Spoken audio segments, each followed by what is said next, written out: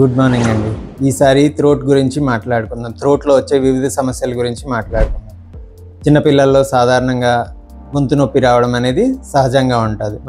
దీనికి కారణం cool water, cool drinks, ice creams లాంటివి మనం బయటికి వెళ్ళినప్పుడు పిల్లలకు తరచూ కొనివ్వడం వలన కొంతమంది ఇమ్యూనిటీ కొంచెం తక్కువ ఉన్న వాళ్ళకు కూడా లోపల టాన్సిల్స్ అనేవి ఇన్ఫెక్ట్ అయ్యి వచ్చే అవకాశం ఉంటుంది. దానివల్ల విపరీతంగా గొంతు నొప్పి, జ్వరము, బాబు ఫీవర్తో ఉండడం, పడుకోవడం ఇవన్నీ చేస్తూ ఉండే యాక్టివిటీ అనేది తగ్గిపోతుంది.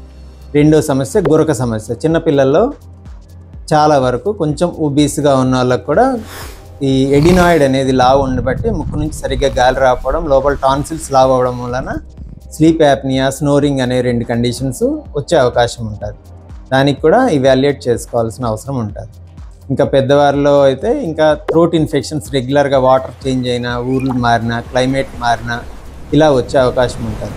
దానికి గొంతు నొప్పి వచ్చి ఆహారం తినడానికి ఇబ్బంది అవుతుంది. టాన్సిల్స్ ఇన్ఫెక్షన్ కూడా, చీమ్ పట్టే అవకాశం ఉంటాయి టాన్సిల్స్ కూడా.